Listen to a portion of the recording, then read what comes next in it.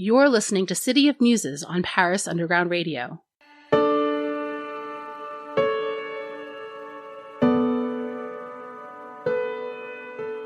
Welcome to the Season 2 premiere of City of Muses on Paris Underground Radio. I'm your host, Jennifer Geraghty. I'm a screenwriter, filmmaker, and the creator and founder of the Paris Underground Radio podcast network. Each week, I sit down with an artist or creative to talk about what inspires them, what their creative process is like, and how Paris plays into it all. This week, my guest is hand weaver and textile designer Mathieu Le Traon. Mathieu discovered hand weaving only a few years ago, but he quickly fell in love with it and decided to quit his prestigious career to pursue his artistry full-time. Mathieu's work is extraordinary, not only because it's beautiful, which it unequivocally is, but because he uses it as a means of storytelling, embedding codes, music, language, and literature into his work. Each piece is one of a kind, hand-woven from the animal fibers that he loves, which add another important, thoughtful element to his work. Mathieu's work is as creative as his mind, extending from scarves to vests to wall art, furniture, eyeglasses, and beyond. Hello, Mathieu. Thank you so much for joining me today. Hi, Jen. Thank you very much for having me. I am really excited to talk to you because I have been stalking your social media for a very long time, and I love your work. Oh, thank you. Before we get into that, can you let our audience know who you are and what you do? Yeah, so my name is Mathieu Le Traon. I am a hand weaver and textile designer here in Paris. So what I do is that I work on totally hand and feet powered loom on which I weave fabric that I weave from cashmere, fine wools, rare wools, and I can give you a little bit more information about that. But mostly my purpose is to weave precious luxury fabrics that couldn't be woven on an industrial loom. Perfect. And they're all one-of-a-kind pieces, as I understand it. Yes, that's right. I never weave twice the same fabric, and every work is numbered and has its own story. Amazing. But my understanding is that you have not always been a weaver. Is that correct? Absolutely. No, I started, it's a bit crazy. I had I have a degree in geophysical engineering to start with. That was over 20 years ago. And then I started a career in diplomacy. I spent some time in the Czech Republic. And when I came back to France, I worked, for about 12 years in international relations for higher education, developing partnerships with foreign universities to exchange students and professors. Yeah, and I have only been a hand weaver for, let's say, about 5 years now. Okay, so how do you get from point A to point B? Oh, wow. That's a long story, but to make it short, it was around 2016. I was changing jobs, and it was in the middle of autumn, and I had one whole month of vacations I had not taken in a previous job and before I took the next one. And I was asking myself, what am I going to do with those 4 weeks ahead of me? Of course, I'll go a little bit to the theater, but I wanted to do something fun, something I could tell my friends about, something unusual, because you don't get much that kind of time in your career, right? When you're in 30s or 40s. So I had that tweed jacket that I really liked, and I said, I'm going to learn how to weave, how to create that pattern. And so I found myself a class for a week in the west of France. And I went there and it totally grabbed me. I mean, I was completely hooked. And when I came back to Paris, I bought myself a small table loom and I started to, just to fiddle with it, just designing my own tweeds, weaving some glen checks and herringbones and things like that. And so I did that for, let's say, about 2 years, in parallel of my very serious job. And in 2018, my son was about to be born, and I thought that was a good time. I wanted to be present, and I thought it would be a good time to start to see if I could make something out of that weaving. So I had no connection in luxury, in fashion, in interior design. So it was like the big jump. And before I quit my day job, I I showed my first creations, my first attempts to some respected professionals in the area that I came to meet, and they encouraged me actually, and they helped me find what was special about my work. And so with that encouragement, I started. So I quit my job. I bought a larger loom, the loom that I'm still weaving on. And I started to specialize quite easily because weaving is so uh, immense. I mean, in terms of possibilities, I mean, a weaver cannot weave everything that can be woven in a lifetime. It's not possible. So you have to make choices. And my choice was to focus on animal fibers. So specifically wool, cashmere, alpaca, yak, and the like. And I did that because, that kind of material was literally speaking to me. Because depending on the breeds, depending on the species, depending on the origin of the wool, well, the fiber will have very, very different, distinctive personalities, and that's what I'm really interested in working with. And so I created my company 4 years ago. So after 1 year of self-training, and then I got my first customers, and now here I am. So 4 years later, still developing the activity. Did you think of yourself as a creative person before you started weaving? That's an interesting question. Not so much. Well, yeah, maybe I try to be creative in the way I used to manage my teams when I was working as a head of international relations in higher education. I was trying to be the kind of person that thinks out of the box. So in a way, yes, but I didn't. Well, I wasn't considering me as somebody artistically creative. Not really. I mean, I probably were, like, I was involved in a choir where I was part of the artistic committee, the ones that decides of the repertoire and things like that. So, but that wasn't clearly to me something that, and for a long time, I didn't know how to call myself. Was I a craftsperson or an artist or someone in between? As we have in France, we have that term that's artisan d'art, which is specifically in between. And so this conception has evolved over the years. And now I don't think it matters that much how I call myself. But yeah, definitely, I think now I have embraced that artistic creativity part of me, which I hadn't explored that much before. It's interesting to hear you say this because your work is so creative, and you seem to me like you're a storyteller, and you're using your textiles as a way to tell stories. Yeah, I do. Actually, that's one of the things that I developed with Textile is that I came up with the idea at some point. So I started to weave tweeds, and tweed is a language in itself. I mean, there is a specific grammar for tweed, textile grammar in terms of patterns, in terms of colors. And so I was really, my first compositions were actually tweed or like revisited tweeds. And at some point, I had the idea of, using the rhythms, using that grammar and to push it a little bit further. And that's how I came with the idea that those rhythm, those lines, those checks, maybe they could say something more than just their graphic representation. And that's how I started to give to the rhythms in my weaving some literal meanings. Like when I use the Morse code, with the dash and dots, So when I weave long and short signals, I can write letters and I can write whole sentences. And this was very powerful because it was a way for me to offer to my clients something that is very personal, something that is very intimate, because they could give me a sentence, like a motto or like just a sentence somebody important told them, and I can encrypt it, I can transcribe it into a fabric that they will wear next to them.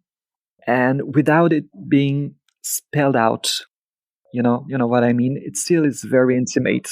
Like, it's personalized. Yes, exactly. So I did that. I still do that a lot with the Morse code, and I like to weave poems or the excerpts from novels, and using rhythms. Recently, I've woven a lot of music. So it's a bit difficult to do because it takes a lot of work, but it's a real joy. The thing is, I take a music score and I give to each note a specific color. And once I have made all the calculations and I've dimensioned everything, I just put a score on my loom and I start to weave directly from the score. Wow. And that's wonderful. And especially since, when I weave, I only get to see like 30 centimeters, let's say 12 inches. And before the cloth, rolls up on the beam and disappears from my sight. So I do not have the whole picture of it while I'm weaving. And it's only when I unroll the fabric from the loom that I see the whole composition. And in this case, when I weave music, it's about interpreting somebody else's work. It's like it's a collaboration between the composer and me. And sometimes, I make choices of colors where I take my inspiration in either the theme of the music or sometimes the video clip. Like when recently I wove a Kate Bush running up that hill that just came out of my loom last week, and I used the colors from the video clip. And sometimes I tell myself, ooh, this color, maybe I've been too bold, but now it's too late. I can't change it. And even when, and every time I think it's too bold, when the fabric comes out, it always works in a way. And I think that's the magic of music, because if the music works, well, the fabric works too. And that's in terms of creation, that's an interesting mystery. I love that so much. Your whole process is so fascinating. If a composer were to take one of your pieces, could they theoretically play the music from it if they knew the code? Yes, very much so. Because I give all the codes are in the fabric. Like at the beginning of the fabric, I weave like a key. So I weave each color that I will use in the order of the music scale, and the G note is a little bit wider than the others. So that's the mark. That's where that the A is blue and the B is red, etc. And after that, I just weave. So the width of the bands correspond to the duration of the note. And whenever I need to weave like a B flat, I alternate a thread of A and a thread of B, a thread of A and a thread of B, and that's my way of doing a B flat. So really, you can read the music directly from the fabric. That's so cool. What happens when a 21-year-old college student from a small town in Kansas, who's never even before stepped foot in a big American city, decides to hop on a plane and spend her summer in Paris, France? Well, that's what award-winning student journalist Abby Riffle just did. And, lucky for us, she recorded her experiences along the way, beginning a month before she left and ending a month after she got back. Abby will take you along for the ride in the brand new podcast, A Broadening My Horizons on Paris Underground Radio, available wherever you find your favorite podcasts. We'll be right back with City of Muses after a word from our sponsors. And now, back to City of Muses on Paris Underground Radio. And how do you craft the actual, how does the actual process work? I saw that you do some drawing on a computer and then it talks to the loom. How does that work? Yeah. When I weave, I have two separate processes. When I weave music, I do not draw things at first, because it would be too long to do. It wouldn't have any real interest, in the creative process. So what I do when I weave music, I just score, I analyze it, like how many Bs, how many As, the length, etc. And then I choose a set of colors that correspond to the score. And then I just get to it, So I keep track of which color goes to which note. I have that on my in a book, because sometimes if I have to leave my loom for a week or two, and then I'm coming back, I have to remember what is what, And when I weave texts or mathematics or anything like that, that's a lot of calculations to make it fit, because you don't want your scarf to be like 3 meters long, or maybe you do, but I have to make the right calculations, and then I just set to weave. So that's the first process, and the second process would be to consider the fabric as a whole, like as a piece. Well, I would work more on the geometry or on a specific pattern that I will try to expand or to contract. And in that case, usually I do a little bit of drawing, just to have a general idea of proportions to make it feel right. Can you, if you make a mistake, can you fix it?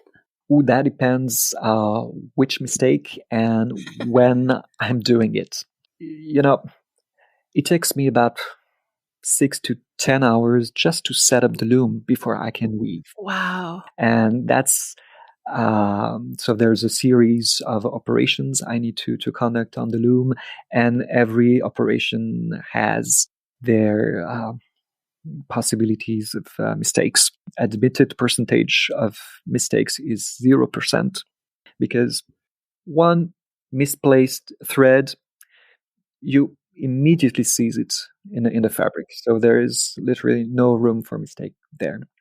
Then, so I try to be very it's a question of method, And when I'm weaving, of course, there are mistakes happens. Usually, when I see them on the loom, I can correct them, and you will not see that. Well, there's no difference because it's been corrected. Sometimes, after I unroll the fabric from the loom, I checked for any little mistakes that might happen, and sometimes, usually the small ones, I can repair, and you don't see the difference when it's done. And it only happened to me once that I made a mistake that I could not repair, and it was a real bummer, because I had put a lot of emotion in that piece. It was a piece about the war in Ukraine, and so it was kind of emotional, and I was really, really mad at myself for making that a quite stupid mistake.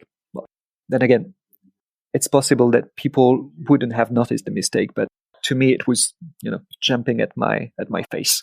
And so I had the choice: should I discard this piece? And this piece was really beautiful. And so what I did is that I decided to highlight the mistake with a red thread. The whole fabric is blue and yellow, so the red really pops out. And I thought maybe it was a sign from the universe telling me that maybe, because we were talking about serious subjects, the war in Ukraine, maybe the fabric should have its scar too. Maybe it shouldn't be so beautiful. Yeah. And I found it made sense that that particular piece had its own scar. And I'm really glad with the result. I mean, aesthetically, it means something. Well, it works. And spiritually, it means something too. So, yeah. It's really interesting. So you seem to get your inspiration from everything, just from concepts from the news, from music, from literature, from landscapes. Yeah, definitely. I try to, well, again, I come from tweed, and tweed is literally, it's a camouflage type of fabric, because that's the type of fabric you would wear to go hunting if you were an English lord in Scotland in the end of the 19th century, so, or the English lord's gamekeeper.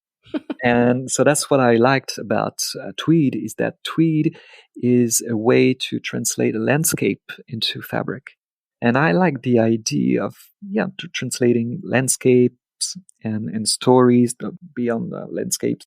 And anything is a story. I mean, music is a story, a text is a story. And so I try to choose stories that have a special meaning for me, like the musics. And I wanted also my weaving to be something contemporary. I did not want, just to weave Mozart and Brahms and classical music. Classical music is very fun to weave because there's a lot of melodic variety and rhythmic variety. But I also wanted to weave some Eurythmics and Kate Bush, and the Yeah. kind of composers I like. I read that you said that your work is like 50% sight and 50% touch. Oh yeah, thank you for noticing that, because that's a dimension that is so difficult to transmit over Instagram. And sometimes I feel like a pastry chef that would only be able to show in pictures his cakes, and people would not be able to taste them. I mean, so half of the information is missing, right? And I feel like this because working with animal fibers, you are working with a palette of sensations that is immense, that is very rich and varied. And really, that is what brought me to weaving, is the fact that I discovered that there is no such thing as wool. I mean, there are wools, because the Shetland wool will be very different from merino wool, from cashmere, from Wensleydale wool, etc. And so, yeah, the tactile dimension of my work is very important. And after I unroll my work from the loom, there's a step that is very important that's called fulling. And fulling is about soaking my work in water and massaging it so the fibers get to swell and to interconnect with each other in a much stronger and much more harmonious way. And that's a process that I do only by hand, because 30 seconds can make a difference. And so I really want to get as close as possible to perfection with that respect. And it's only after I've done this fulling process that the fabric really comes to life. And that's when you will notice the differences. And the fabrics will speak very differently to you depending on their origin, on the way they've been woven. And that's magic. So yeah, really, I try to explore those different types of fibers and to choose the patterns, to choose the project, to express their personality as good as I can. Is there one part of the process that's a little more challenging for you, like the pattern versus the colors versus the actual fabric? It's a very painful journey at several steps of the journey. First, sometimes the creative process can be pretty painful, and that was kind of discovery for me too, because as I explained, I did not consider myself as a specifically artistically creative person before that. So I never had really to experience the creativity process and the pain it can cause. And sometimes when you're blocking because you don't know which shade of green you should better use, and you start to spiral down. And so, well, I learned to deal with that part, and people around me learned too. It's not always easy. Sure. And and now, so I'm much better at managing myself in that situation, and I will allow me some specific time and some specific conditions for those times. So yeah, the creation process can be painful because it's just the idea, when you don't see the result yet. So there's nothing to comfort you in your choices. And once the choices are done, I've shut some doors that I won't be able to reopen later in the process. So I would say that's the most painful part. And the other parts are challenging in a way that they require some skill and some attention, but it's not as painful as sometimes the creation can be. Yeah, more intellectual than emotional, that part. Yeah, definitely. So you create these blankets and scarves and those sorts of things, but can you talk about some of the more unusual pieces that you've created? Yeah, there's that piece that I really love. I had a chair, an old tonneau chair. Tonneau chairs are the typical Parisian bistro chairs, in turned wood. And I had met I met friends with a upholsterer who had seen my work on Instagram and contacted me to get to know each other. And he suggested that we work together on that chair. And it was not just about upholstering that chair, just the seat and maybe the back. It was about completely sheathing it in fabric. And I had that British wool that I really love because it's bright, it's very soft, and the animal that produces the wool is very funny looking. It's like usually it's like a crossbreed between a sheep and a mop. It's like the it cousin of the of sheep, and he's brilliant. It's brilliant. It's a brilliant breed, and the yarn has a luster, has an atmosphere that is great. And I was sure that putting it in 3D, on a chair would give very interesting results. So we did that. So I wove the fabric, and my friend upholstered and sheathed completely, because the legs are sheathed in fabric. And that's a wonderful piece. And that piece also got us to get a commission by the Mobilier National, which is the French agency that furnishes all official buildings, ministries, embassies. And they had a program where they asked artists to transform a regular piece of furniture that they have in their collections.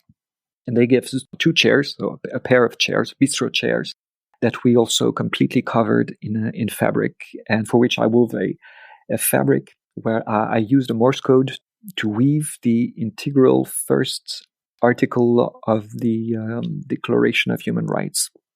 That's so cool. Yeah, because I like the idea that 2 chairs are a symbol of dialogue and of peace. I mean, where you're in the chair, you don't go at each other. Physically. And so I think it was interesting to, and the thing is, in regular weaving, like the industrial weaving, one of the limitations that you have is that your pattern needs to repeat indefinitely. It has to. I don't have that limitation because I'm not programming anything on my loom. I'm just weaving as it goes. I don't have that limitation. And with a piece like that, when I weave a long text like that, it gets the fabric to never repeat itself. The pattern never repeats itself. It's very arithmetical, So when you cut the fabric to cover the chairs, you never can get the exact same fabric. So the chairs have to be different. And I wanted that too for the chairs. I wanted them to be obviously from the same family, but each one has its own personality. And I think that was important for that symbol of dialogue. I love that. That's so interesting. Oh, thank you. You did eyeglasses recently too, didn't you? Yeah, I did too. Yeah, because I'm getting wiser. So I Sure. So now I need better glasses, and I have that glass frame maker just a couple minutes walk from home, and I asked him, would it be possible to catch my weaving in your residence, in your acetate? And he said, yeah, maybe let's give it a try. And I had that piece of tweed. It was barely a sample. And we made several attempts, and it worked pretty right. So yeah, definitely, it was a very cool thing to do because because it's very subtle in the frames, but you can see my work. Is Paris the most romantic city in the world? Host Lily Heisey answers this very question in her podcast Romancing in Paris, which takes you through the city, arrondissement by arrondissement, by exploring the most romantic and hidden spots Paris has to offer. Listen now to Romancing in Paris on parisundergroundradio.com or wherever you listen to podcasts. We'll be right back with City of Muses after a word from our sponsors. And now, back to City of Muses on Paris Underground Radio. So, you've done wall art and chairs and glasses. Do you now just look at the world and think, how can I transform everything into textile?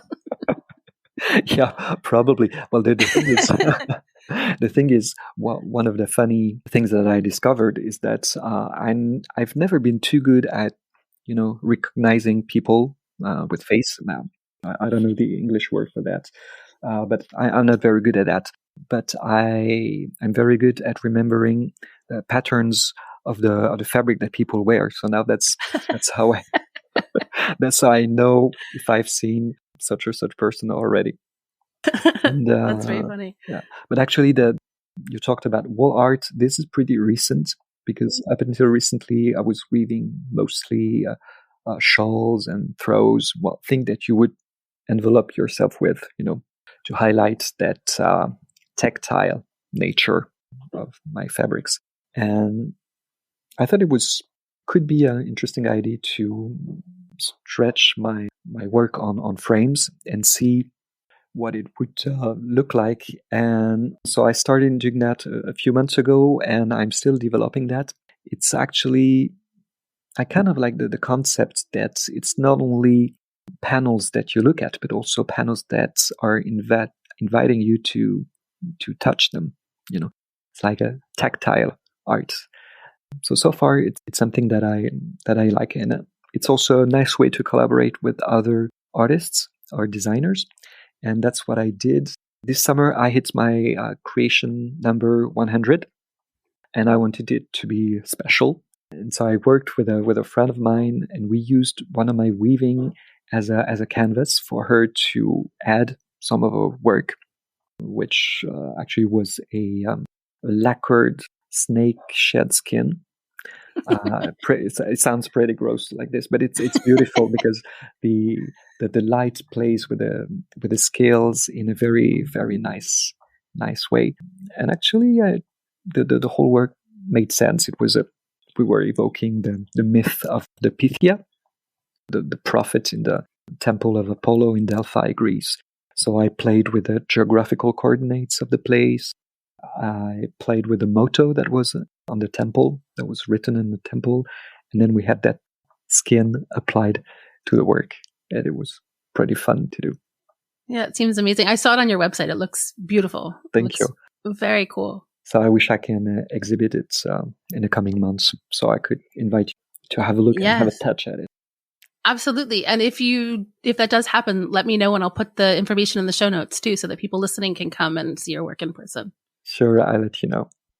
So speaking of which, how can people keep up to date with what you're doing, with what's going on in your world? Well, that's a good question. I try to show as much as I can of my work on the Instagram, and also to show the behind the scenes and the process. So that's one thing people can do to follow the daily life of the studio.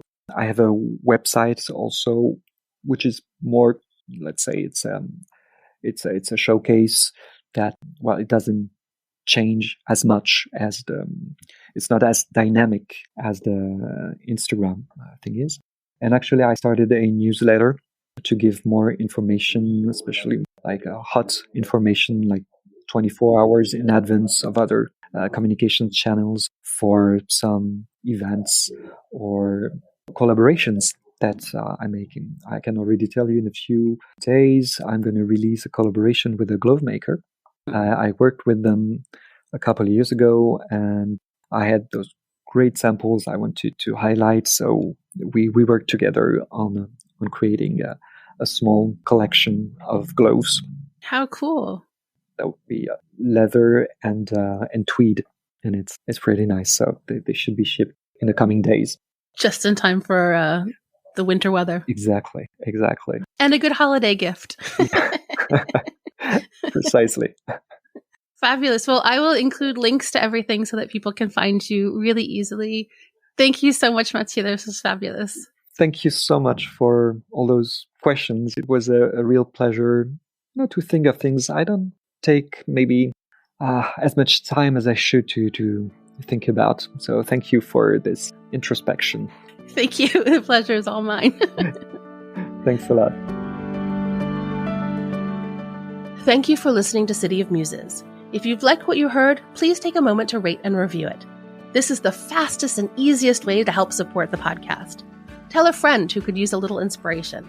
You can also subscribe to the Paris Underground Radio newsletter over on our website, parisundergroundradio.com, which comes out every Sunday and gives a little peek into what's on the network for the week ahead. I'm your host, Jennifer Geraghty. You can find me on all socials at Jennyphoria. That's JennyPhoria. Thank you for listening, and may you find inspiration wherever you go.